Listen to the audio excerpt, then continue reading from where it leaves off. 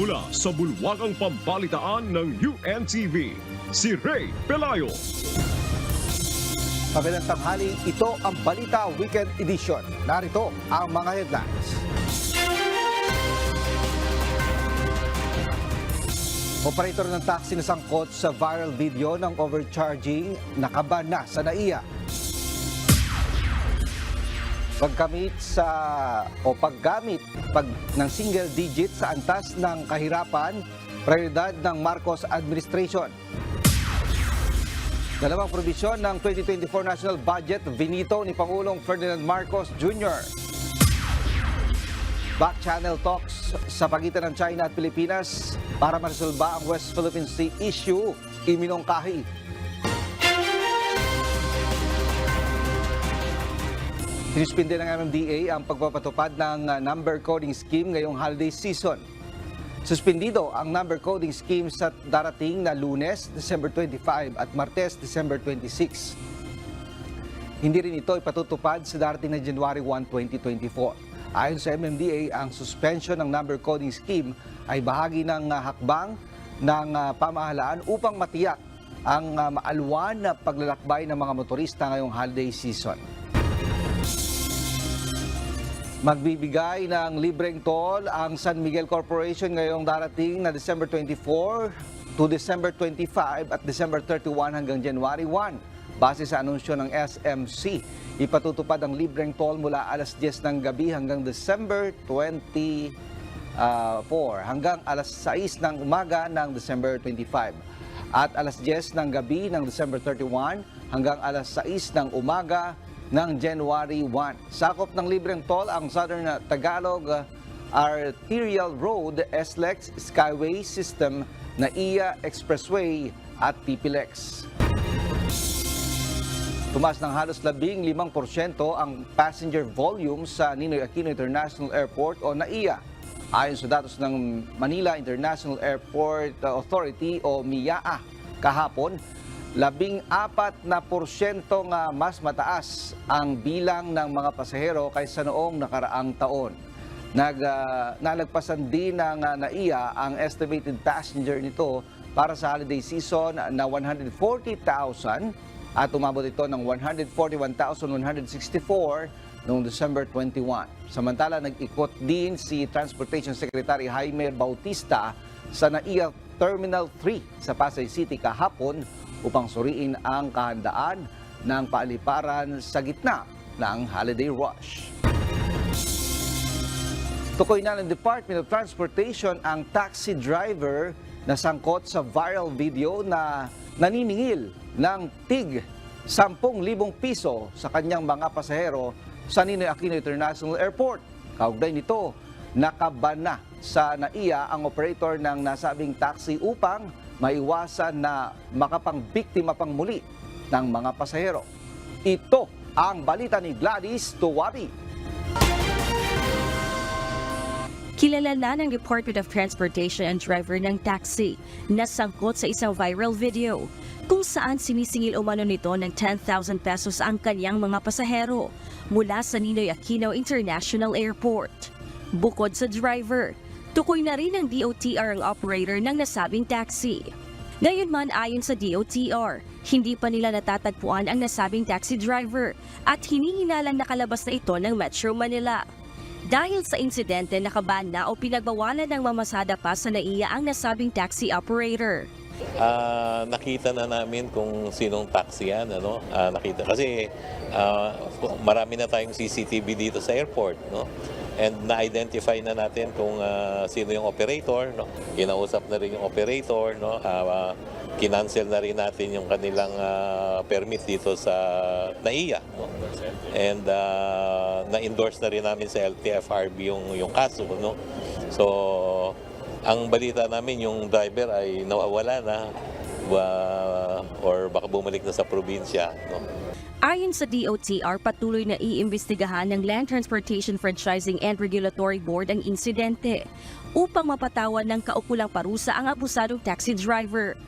Siguro ang LTFRB ay magagawa ng tamang investigasyon. And kung talagang nakita na may pagkakamali ay bibigyan sila ng karapatan na pagpapaliwanag. Dito lang sa NAIA band na sila, no? But hintayin din natin kasi may kailangan din ng due process no? Nanawagan ng LTFRB sa uploader ng viral post na kung maaari ay ipagbigay alam sa kanila ang plate number ng nasabing taxi upang makapag-issue na ng show cause order. Nauna nang nag-viral sa social media ang video ng isang Taiwanese passenger na sinasabing sinisingil umano ng 10,000 pesos ng airport taxi na kanyang nasakyan sa NAIA. Gladys Tuwabi, UNTV News and Rescue.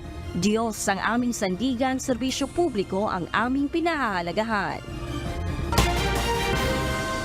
Posibleng magpatupad ng mahigit piso kada litro ng dagdag presyo ang mga kumpanya ng langis sa huling linggo ng 2023. Sa inisyal na pagtaya ng oil industry players, maaaring tumaas ng piso at 40 sentimos hanggang piso at 80 sentimos ang presyo ng kada litro ng diesel. Habang piso at 30 sentimos hanggang piso at 80 sentimos naman sa nadagdag sa presyo ng gasolina. Samantala, maaari ring magkaroon ng piso at 35 sentimos hanggang piso at 75 sentimos na taas presyo sa kerosene. Sa Lunes, i-anunsyo ng mga kumpanya ng langis ang final price adjustment na ipatutupad naman sa araw ng Martes, December 26. Plano ng pamahalaan na bilhin na ang produkto ng mga sugar farmers at millers. Ayon sa SRA, hindi na rin muna mag-aangkat ng asukal ang bansa. Ito ang balita. Nasa 5 piso na ang ibinaba ng presyo ng tindang asukal ni Aling Joy sa Malabon Market. Noon anyang Oktubre, nag-umpisang bumaba ang presyo ng produkto. Baka bumaba din. Bumaba pa. Base sa price monitoring ng Department of Agriculture, nasa 9 na piso ang nabawas sa pinakamababang presyo sa mga pangunahing palengke sa Metro Manila. Ang refined sugar ay nasa 75 to 100 pesos ang kada kilo, habang ang washed at brown naman ay nasa 70 hanggang 96 pesos ang kada kilo. Ayon sa Sugar Regulatory Administration, masyadong mataas ang presyo ng puting asukal na 100 pesos kada kilo sa mga tindahan. Hindi anya ito akma sa mababang mill gate price ngayon na nasa mahigit 50 pesos lamang kada kilo.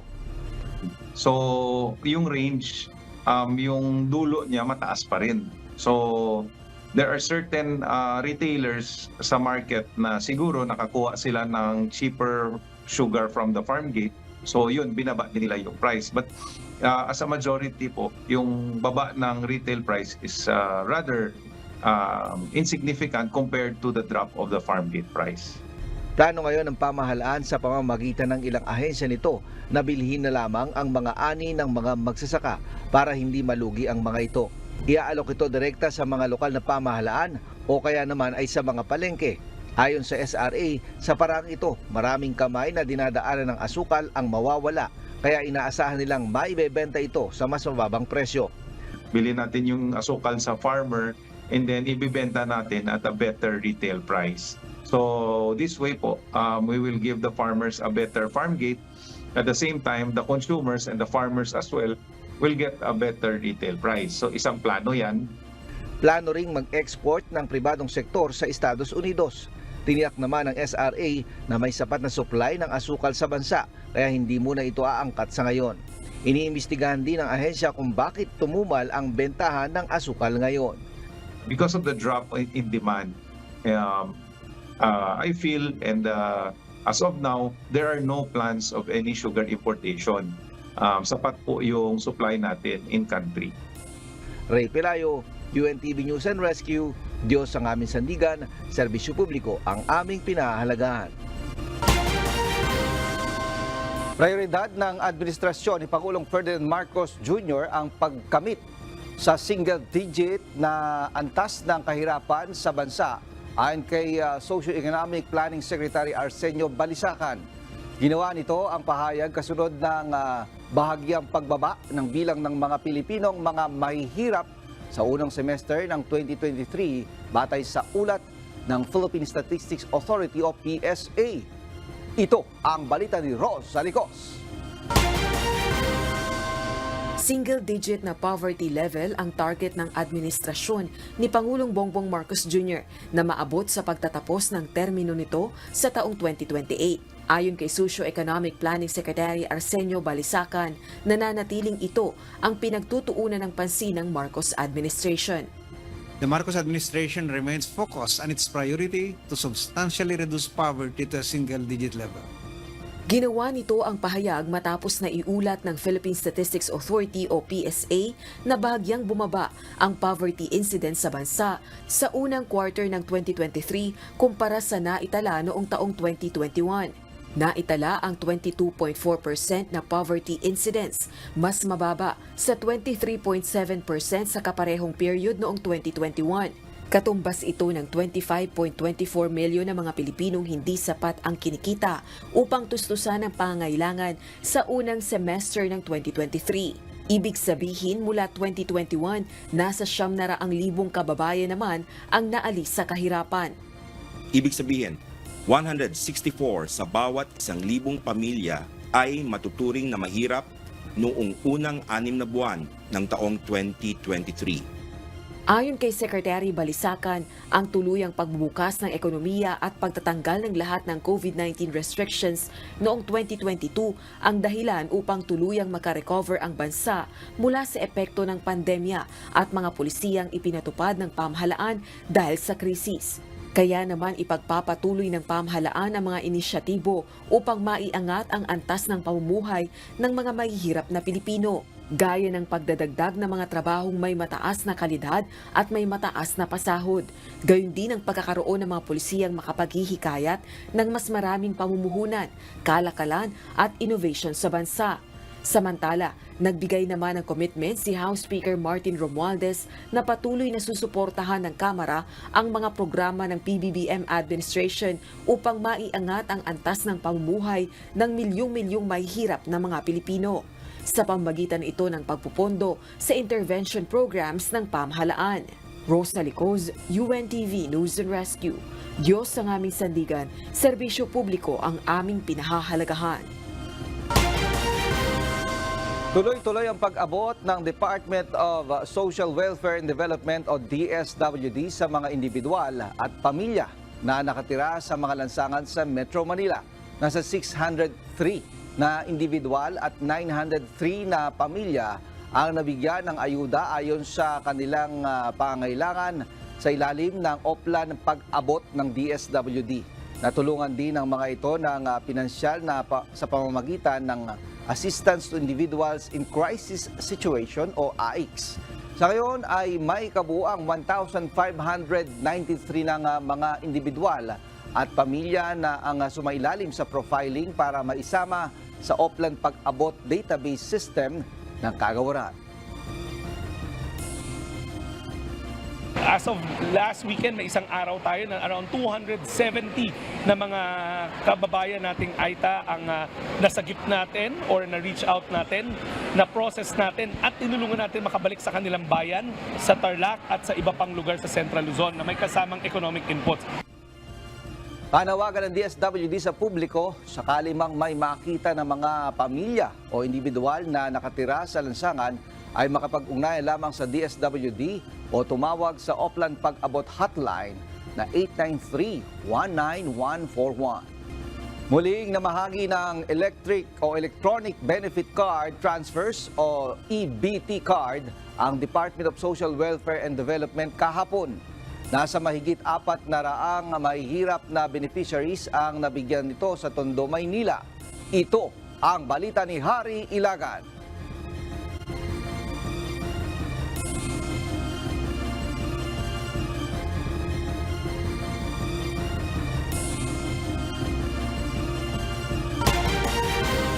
Kung abala ang marami sa holiday shopping sa mall at mag-grocery sa supermarkets, si Felgie at Ibagos na mula Tondo, Maynila, matiyagang naghintay para makakuha ng Electronic Benefit Transfer o EBT card.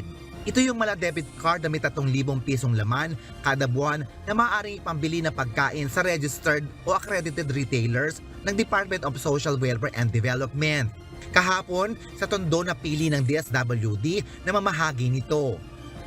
Ayon kay Felgi, malaking bagay sa kanila ang ayudang ito ng pamahalaan, lalo na at ang nanay lang nila ang nagtataguyod sa kanilang magkakapatid. Aniya, dahil dito, hindi na nila iisipin pa saan kukuha ng pambili ng masusustansyang pagkain. Mas pabor po sa mga estudyante nga gaya namin kasi mas more on go, glow, and grow po kami. Kasi yung canned goods po is hindi rin po masyado maganda sa katawan. 30 naman sa pamilya sina Melvin Basa. Sama-sama sila sa isang bahay ng kanyang 8 kapatid na may kanya-kanya na ring pamilya. Kahit ang ilan ay may pinagkakakitaan, kulang pa rin itong panggastos araw-araw. Kaya naman nagpapasalamat sila sa Diyos at nakasama sila sa food stamp program. Aniya, maghahati-hati na lang sila sa tulong na ibinigay ng DSWD. Napaka-importante po kasi napakalaking bagay po yung tulong nila para sa pamilya katulad namin na mahihirap lang. Ang pamilya ni Aileen Centeno na nabigyan din ng EBT card, agad ipinamili ng pagkain ang kanyang mga anak. Ito po, bumibili po ako ng manok, itlog, saka baboy, para po sa mga anak ko. Sina Felgi, Melvin at Aileen ay 3 lang sa mga bagong benepisyaryo na kasama sa Scale Up ng Walang Gutom 2027 sa ilalim ng food stamp program ng Administrasyong Marcos. Layo ng programang ito na mabigyan ng tulong ang mga pamilyang kumikita ng 8,000 piso pababa upang magkaroon ng makakain at mabawasan ang bilang ng mga Pilipinong nakakaranas ng gutom. Ayon kay Department of Social Welfare and Development Secretary Rex Gatchalian, target ng ahensya na mabigyan ang nasa 3,000 benepisyaryo sa taong 2024. Kasama ang National Capital Region, Region 2, BARM, Region 5 at Caraga. Ang meron tayo is initial 2 billion for next year na nasa General Appropriations Act. But ang assurance naman sa atin ang instruction ng Pangulo is popondohan siya basta makita nilang maganda yung maging resulta after 6 months. Sa ngayon ay nasa 400 beneficiaries sa NCR ang nabigyan ng Electronic Benefit Transfer Card. Target naman matulungan ng DSWD ang nasa 1 milyong pamilya pagsabit ng taong 2027. Hari Ilagan, UNTV, News and Rescue, Diyos ang aming sandigan, serbisyo publiko ang aming pinahahalagahan. Umabot ng halos 6 na oras ang delay ng biyahe ng roll-on, roll-off vessel mula Metro Manila hanggang Masbate sa Bicol. Ito ay dahil sa dami ng traffic na dinaanan mula sa Metro Manila at ilang probinsya. Alamin natin ngayon ang sitwasyon sa Masbate Post mula kay Jerry Galicia live.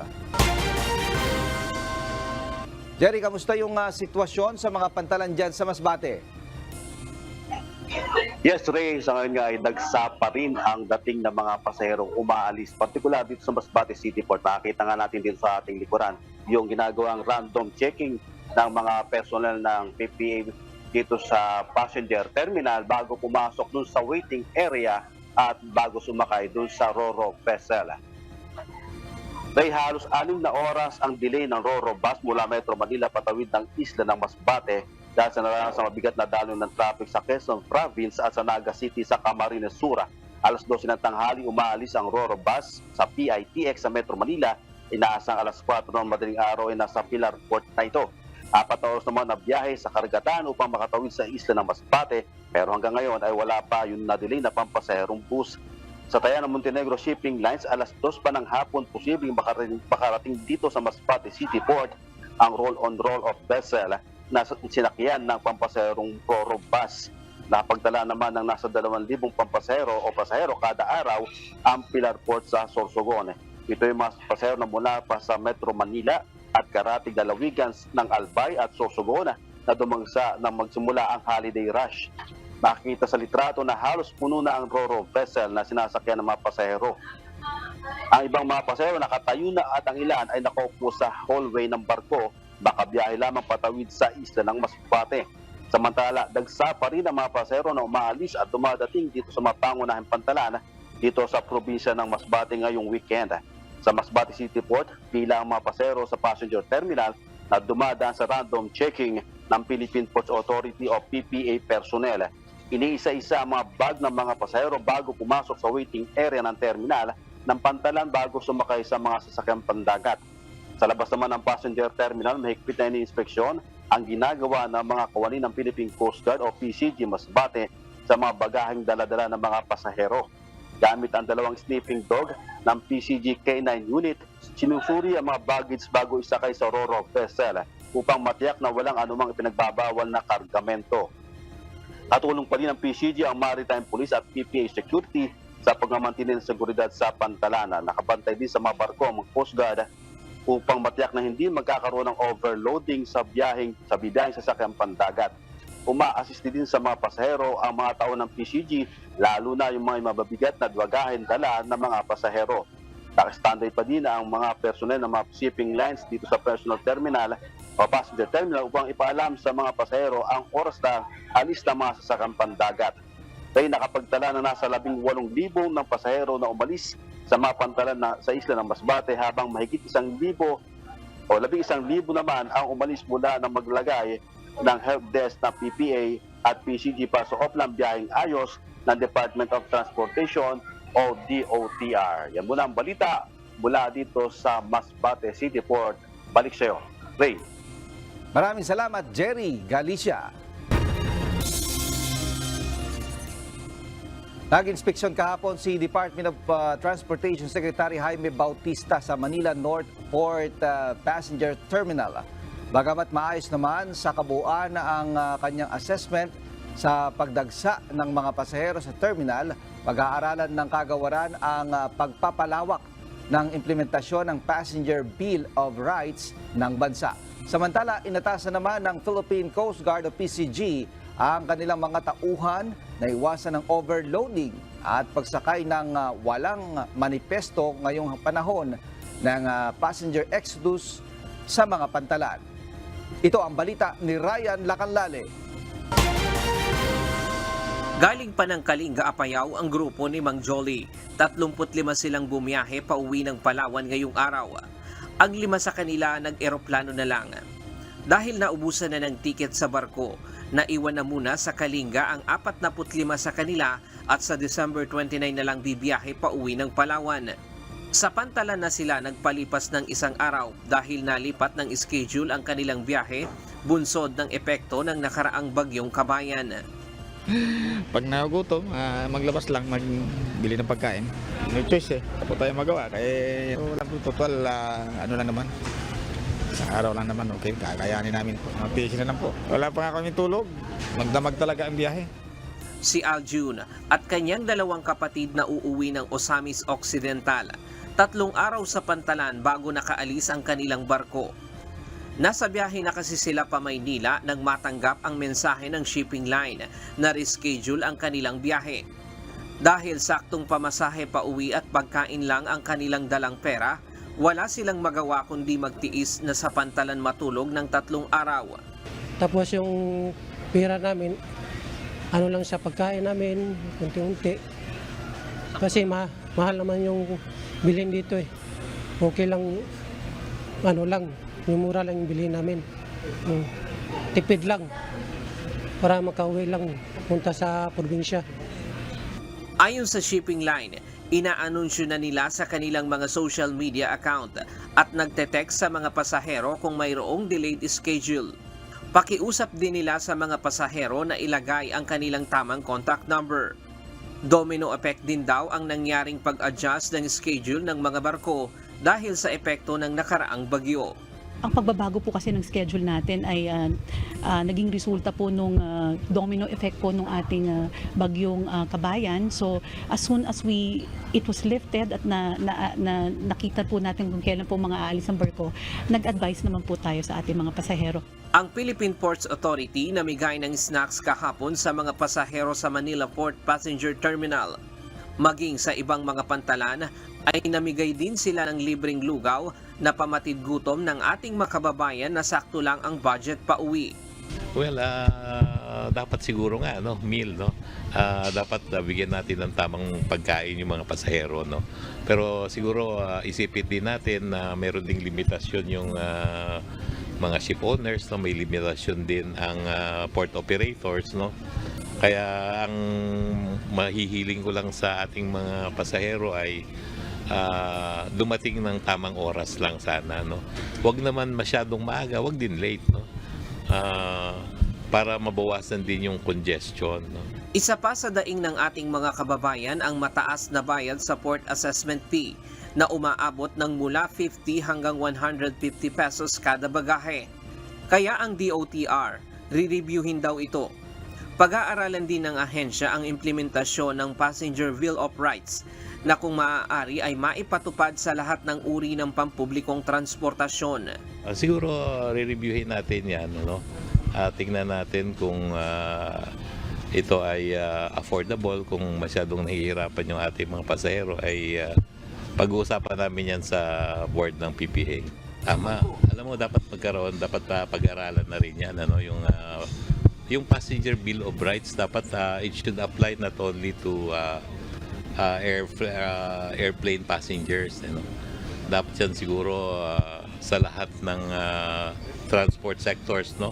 Siguro magkakaroon lang ng konting variation, depende sa sector, no. Kasi ang shipping at saka airline halos pareho ng operations yan, no. So yan, pag-usapan namin sa aming mga meetings with the attached agencies. Ayon sa Philippine Coast Guard, dahil sa pagtaas ng bilang ng mga biyahero sa lahat ng pantalan sa bansa ngayong holiday kumpara sa nakaraang taon, inatasan nila ang lahat ng PCG personnel na nagbabantay sa lahat ng mga pantalan na tiyaking may manipesto ang mga pasahero at walang overloading sa mga barko para maiwasan ang anumang sakuna sa mga karagatan. Yes, walang overloading.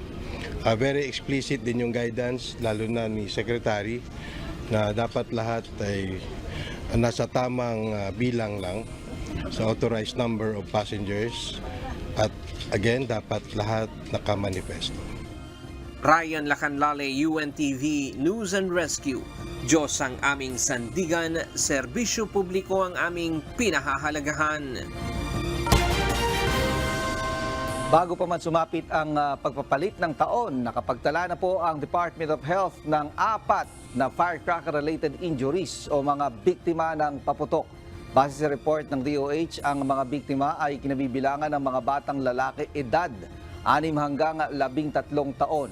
Ang mga ito ay sinasabing naputukan ng ipinagbabawal na boga, 5-star at piccolo.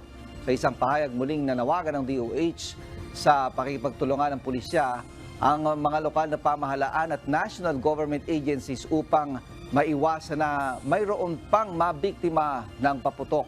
Sinimulan ng DOH ang monitoring ng firecracker-related injuries ngayong taon mula noong nakaraang December 21 at magtatapos sa January 5, 2024. Ibinasura o vinito ni Pangulong Ferdinand Marcos Jr. ang dalawang bahagi ng pambansang budget para sa susunod na taon.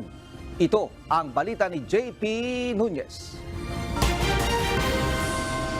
Hindi pinayagan ni Pangulong Ferdinand Marcos Jr. ang dalawang probisyon ng Republic Act 11975 o 2024 General Appropriations Act na naglalaman ng 5.768 trillion peso national budget para sa susunod na taon na nilagdaan noong Miyerkules, December 20. Inihayag ni Communications Secretary Cheloy Garafil ang mga bahagi na hindi inaprubahan ng Pangulo sa 2024 General Appropriations Act o GAA ay may kaugnayan sa revolving fund ng Department of Justice o DOJ at ang implementasyon ng Career Executive Service Development Program ng pambansang pamahalaan. Sa veto message ni Pangulong Marcos na ipinadala kay House Speaker Martin Romualdez at sa ibang miyembro ng Kamara nitong Miyerkules, hindi inaprubahan ng punong ehekutibo ang DOJ Office of the Secretary Special Provision No. 1 o ang DOJ Revolving Fund, Volume 1A, pahina 1119 at sinabing walang batas na nagpapahintulot sa DOJ na itatag ang isang revolving fund. Binigyang diin ni Marcos na hindi nagmumula sa business type activities na itinakda ng General Provision on Revolving Funds sa GAA ang mga sinabing service fees. Hindi rin anya ito angkop sa isang appropriations bill at maituturing na unconstitutional, kaya mas mabuting asikasuhin ito sa pamamagitan ng hiwalay na batas. Navito rin ang Section 38 sa General Provisions na may kinalaman sa implementasyon ng National Government's Career Executive Service Development Program o NGCESDP at sinabing hindi ito kaugnay sa anumang partikular na alokasyon sa budget. Binanggit ng Pangulo ang Presidential Decree 336 na lumikha ng Career Executive Service Board bilang isang substantive law. Katumbas ng 21.1% ng Gross Domestic Product o GDP at mas mataas kaysa sa 5.268 trillion pesos na budget ngayong taon ang 2024 national budget. Layunin nitong suportahan ang mataas na takbo ng ekonomiya ng bansa at maabot ang mga layunin ng administrasyon para sa economic transformation ng bansa. JP Nunez, UNTV, News and Rescue. Diyos ang aming sandigan, serbisyo publiko ang aming pinahahalagahan. Nagbabala ngayon sa publiko ang Office of the Vice President na huwag maniwala sa kumakalat na post sa social media na nag-aalok ng promo mula sa OVP. Ayon sa tanggapan ng Vice Presidente, isang scam o panloloko ang nasabing post. Hit ng OVP, hindi ito programa ni VP Sara Duterte. At inihikayat ang sino mang may impormasyon hinggil dito na ipagbigay alam agad sa pulisya.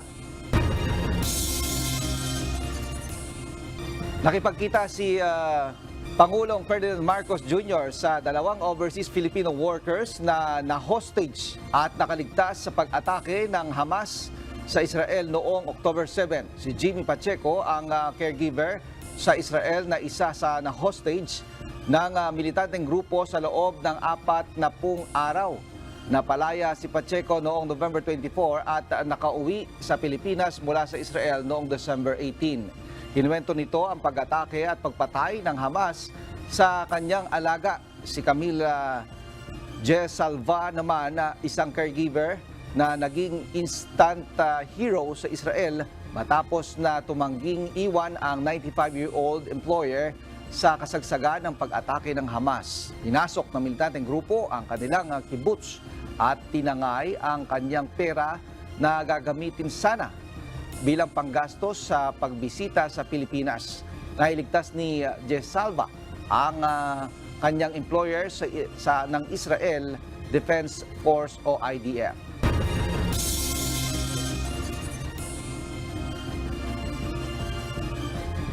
Naniniwala ang isang mambabatas na dapat magkaroon ng masinsinang usapan ang Pilipinas at China kaugnay sa issue ng West Philippine Sea para mapahupa na ang tensyon.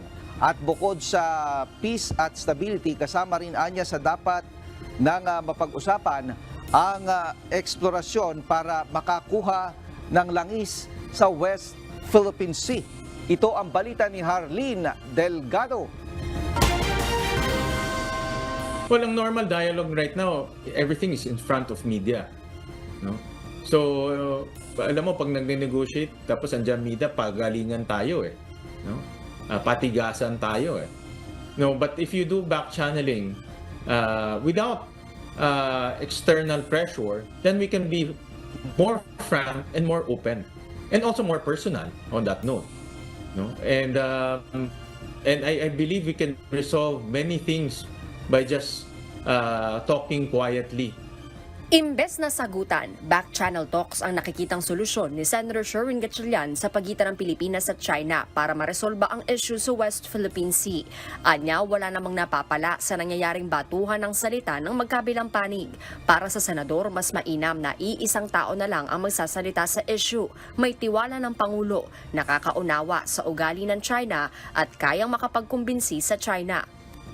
Ito kasi mga soft approaches to eh, no? When you say back channeling, it can be outside of DFA who has good relationship with China, who can have frank discussions, and who can deliver the message of our president. Para kay Senator Gatchalian, ang mga agarang dapat mapag-usapan, dapat itigil na ang pangaharas sa relief mission sa BRP Sierra Madre sa Ayungin Shoal. Hindi na rin anya dapat iharas ang mga Pilipino mangingisda at dapat din anya mapag-usapan ang dumaraming Chinese militia vessels. Kamakailan lang nagkausap sa telepono sina Chinese Foreign Ministry Wang Yi at Foreign Affairs Secretary Enrique Manalo. Pero bukod sa kapayapaan at seguridad sa lugar, lugar, dapat na rin anyang isama sa dialogo ang energy security gaya ng oil and gas exploration sa West Philippine Sea. Sa gitna ito ng paubos ng produksyon ng gas sa Malampaya. Pero hindi sang-ayon ang mababatas sa suhestyong magpadala ng barko sa Reed Bank o Recto Bank na pasok sa exclusive economic zone ng Pilipinas. Pag nagpadala tayo ng gray ships, there's a big chance na magkakagera. No? Because gray ships is Navy na ito. If you notice, if we are only sending our civilian ships through the Philippine Coast Guard because our country, we don't want to escalate the situation. Harleen Delgado, UNTV News and Rescue. Diyos ang aming sandigan, serbisyo publiko ang aming pinahahalagahan.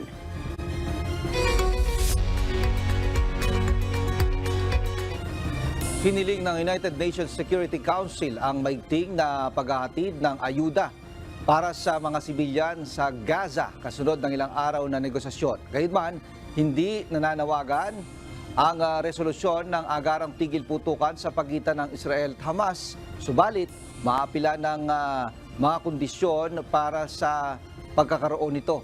Nabinbin ang boto matapos na magpahayag ng pag-aalinlangan ng Estados Unidos sa unang draft ng resolusyon. Nag-abstain naman ito sa final vote, gayon din ang Russia. Sa unang bahagi ng Disyembre, 13 o 15 miyembro ng UN Security Council ang sumuporta sa isang resolusyong nananawagan ng agarang ceasefire sa Gaza. Subalit vetoed o tinanggihan ito ng Estados Unidos, samantalang nag-abstain naman ang United Kingdom. Mahigit 700 Airbus Atlantic staff ang nagkasakit matapos ang kanilang holiday dinner batay sa health authorities ng France. Sa ulat ng ARS Health Agency, sumakit ang ulo, dumanas ng pagsusuka at diarrhea ang mga kawani ng isang aerospace group's site sa Western France. Hindi pa malinaw kung ano ang nasa menu sa salo-salo noong December 14 sa company restaurant at wala pang pahayag ang Airbus kaugnay ng insidente. Iniimbestiga na ng Regional Health Service ang dahilan ng mass food poisoning.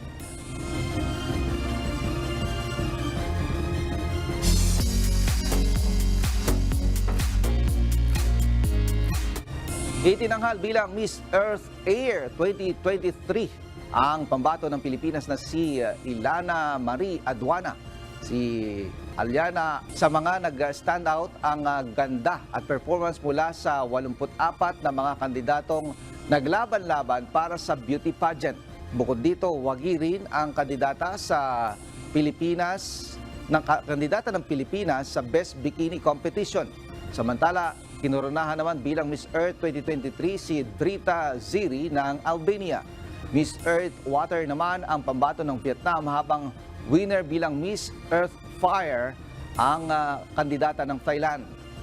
Congratulations kay Ilana Aduana at sa lahat ng mga nanalo sa Miss Earth Beauty Pageant. Balikan naman po natin ang malalaking balita sa nakalipas na linggo. Ito ang Balita Weekend Refresh.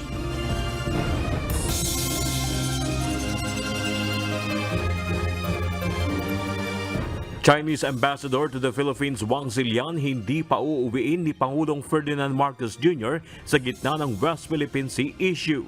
I think Ambassador Wang is just doing his job. He's just doing his job. He's continuing to state the Chinese narrative. Of course, we don't agree with that narrative. But I cannot see him doing anything else. So we just keep trying. Filipino caregiver Jimmy Pacheco na naging bihag ng Hamas nakauwi na sa Pilipinas. Pacheco desidido pa rin bumalik ng Israel. Babalik po. Kahit sinasabi nilang may lifetime pension po, ayaw ko pong umasa doon kasi mas maganda pa rin na sapayan ko po yun. Kung magkatotoo man yun, better po. Bilang ng cybercrimes ngayong taon tumaas kumpara noong mga nakaraang taon ayon sa datos ng Philippine National Police. lalong pinapalakas ma'am yung ating cyber patrolling. Dahil alam po natin na na-monitor po, nag-report yung ating cybercrime group na may uptick po nung mga cyber-related crimes, lalong-lalo na po yung mga scam. Pangulong Ferdinand Marcos Jr. nakabalik na mula sa matagumpay na biyahe sa Japan. Investment pledges ng Japan umabot na sa 771.6 billion pesos mula noong February 2023. I'm also pleased to update that the letters of intent and MOU signed in February 2023, together with those signed during this visit, total now 771.6 billion pesos or approximately $14 billion in pledges from Japanese investors. This significant investment is anticipated to create around 40,200 jobs, marking a positive and promising development for our collaborative efforts. Napaulat na pagpasok sa bansa ng mga tauhan ng International Criminal Court, hindi kinumpirma ng abogado ng war on drugs victims. Yung investigation ng ICC ay confidential, ayon na rin sa Rome Statute. At dahil ang ICC ay mas ayaw kasi nilang i-confirm o kaya i-deny ang daloy ng kanilang investigasyon o kung nasaan mismo yung investigador nila, hindi rin namin magagawa para sa ICC. Pangunahing sospek sa pagkawala ni Catherine Camilo na si Police Major Alan De Castro hindi humarap sa preliminary investigation. Huwag nandun ang galit, hindi mawawala yun. Dahil yung aming anak, wala. Hindi namin alam kung nasaan. Wala namang ibang sinasabi, kundi talagang may alam. Wala pa kaming copy ng confirm. So, ngayon pa lang, by procedure, we don't know what to answer yet. Dalawang programa ng SMNI pinatawan ng 14-day suspension ng Movie and Television Review and Classification Board o MTRCB. 5.76 trillion pesos 2024 national budget nilagdaan na ni Pangulong Ferdinand Marcos Jr. Today we sign the national budget, the instrument which tells how the taxes paid by the people will be returned to them. Term sharing sa Blue Ribbon Chairmanship itinanggi ni Senate President Juan Miguel Mig Zubiri. Muzzle ng baril ng mga pulis hindi na uli seselyuhan ngayong taon ayon sa Philippine National Police. Naging effective naman po ito in previous years. Bagamat may mga naitala po tayo na ilan-ilan, but as a whole po ay hindi po natin yan na ipapractice na. Commuter groups formal nang hiniling sa Supreme Court na ipatigil ang itinakdang deadline para sa PUB franchise consolidation. Ang basis noon ay una, violation ng freedom of association. Kasi sa ilalim ng konstitusyon natin, may karapatan ang lahat sino man na sumali o hindi sumali sa isang organisasyon o asosasyon. Kung ang layunin talaga ng gobyerno ay ayusin yung ating public transport, bakit hindi ang gawin ng gobyerno ay magbuo tayo ng sarili nating industriya at tayo mismo yung lumika ng ating public transport. Isa pang witness ng prosekusyon sa drug case laban kay dating Senator Leila De Lima, nais na rin umanong bawiin ang mga pahayag. Security check sa Parañaque Integrated Terminal Exchange, inirekomendang paiigtingin pa. Medyo dapat dagdagan nila yung konting consciousness pagdating sa security. Naintindihan natin ang resources ng ating law enforcement kulang din. Kaya dapat talaga tulungan That's the plan, sir, and that's actually yung gusto natin na mangyari, sir. Na dagdagan yung ating security personnel natin from PNP and then from the LGU and of course from the PITX itself. Kumalat na memo kaugnay sa pagdedeklara na special half working day sa December 22, fake news ayon sa Malacanang. Anihan ng palay sa Marso, hindi pa maaapektuhan ng El Nino ayon sa mga magsasaka. Sa tingin ko sa ngayon wala pang epekto kasi karamihan sa mga nakatanim ngayon, dry season crop yan no? Karamihan sa mga nakatanim ay irrigated areas, no? Mahigit 5,000 beneficiaries na kinabang sa libreng medical mission at free store sa Fiesta ng Diyos ng MCGI sa Pampanga. Salamat ako ng marami. Nagpa-check up ako. Yun, binigyan ako ng gamot. Ngayon ko lang naranasan ng ganito. Ako ba sakaling mamatay? Hindi ko kalimutan nito. Nakalaking bagay sa akin itong nangyari dito. Salamat sa Diyos.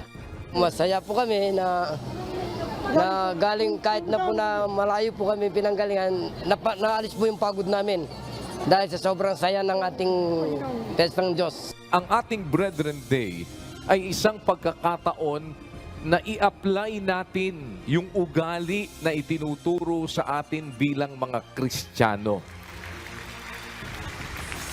Ugali ng paglingap, pagpapakita ng pagmamahal, pagpapakita ng pag-ibig. Yung iibigin mo, yung umiibig lang sa'yo, doesn't make any difference doon sa ginagawa noong mga hindi naman talaga nakakaalam ng katwiran ng Diyos. Dahil yung aral ng Diyos, ang kanyang itinuturo, kahit yung hindi umiibig sa'yo, iibigin mo. Bilang ng mga Pilipinong mga mahihirap, bahagyang bumaba sa unang quarter ng taong 2023 ayon sa Philippine Statistics Authority. Ibig sabihin, 164 sa bawat 1,000 pamilya ay matuturing na mahirap noong unang 6 na buwan ng taong 2023. Malakihang dagdag presyo sa langis inaasahang ipatutupad sa huling linggo ng 2023. Sunshine Media Network International o SMNI pinatawa ng 30 araw na suspensyon ng National Telecommunications Commission o NTC. At pagiging traidor ng CPP, NPA, NDF muling kinundina ni Vice President Sara Duterte kasunod ng pagkasawi ng isang sundalo sa engkwentro sa mga rebelding komunista sa Balayan, Batangas kamakailan. Marami pang Sergeant Remeliano at First Lieutenant Relota ang magbubuwis ng buhay kung ipagsasawalang bahala natin ang traidor, mapanlinlang at marahas na kalabang CPP, NPA at NDFP. Maraming kabataan din ang hindi makakapagtapos ng pag-aaral kung hahayaan natin silang mabiktima ng mga grupong ito upang gawing armadong terorista.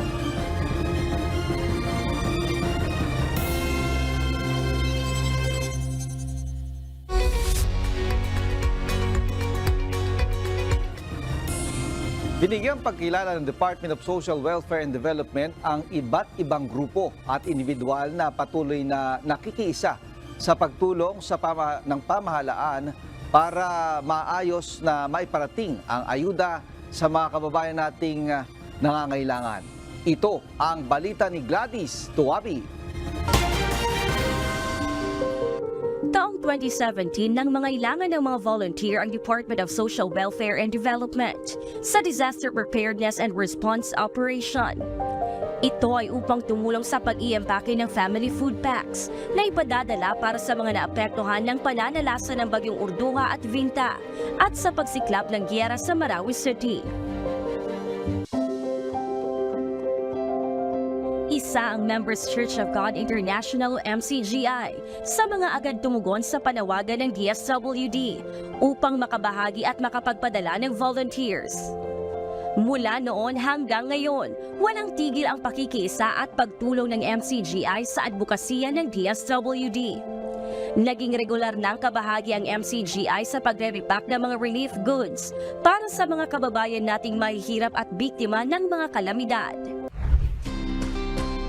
Member Church of God International.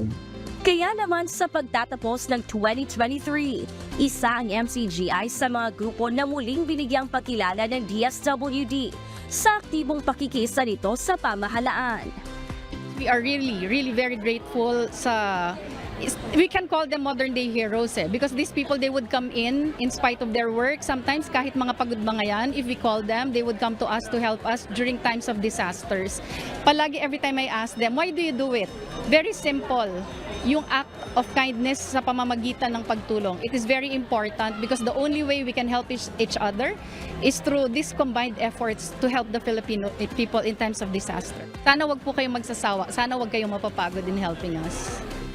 Para sa MCGI, ang pagtulong ay udyok ng pag-ibig sa kapwa na itinuturo sa samahan. Nasasama-samang paggawa at pakikiisa sa pamahalaan ay mararating ng tulong ang mga kababayan nating nangangailangan. Una-una ay papasalamat tayo sa Diyos dahil ngayong araw na ito ay nabigyan ng parangal ang member Church of God International o MCGI dahil sa pagtulong natin sa DSWD. Yan ay yung sa pamamagitan ng tulong-tulong ng ating mga kabataan. Siyempre gaya ng ating natutunan na kailangan umibig tayo sa ating kapwa-tao. Isang paraan ng pagbo-volunteer ay maipakita natin sa ating mga kapwa-tao yung pag-ibig dahil yung sa pamamagitan ng pagbo-volunteer natin, naihahatid natin yung mga pagkain sa malalayong lugar sa mga nasalanta ng kalamidad. Kaya sa pamamagitan ng pagbo-volunteer, ipapakita natin ang pag-ibig sa ating kapwa-tao. Samantala, ilan din sa MCGI Youth Volunteers ang individual na binigyang pakilala ng DSWD dahil sa pagbibigay ng kanilang oras para sa isinasagawang relief efforts. Sa pagbo-volunteers, iba po yung saya So, ayun, masaya po ako doon. At salamat sa Diyos. At pag nakikita ko din yung mga, for example, may calamities na nangyayari, tas may dinidistribute ng mga food packs, parang nasasabi ko sa sarili ko, naging part kami doon.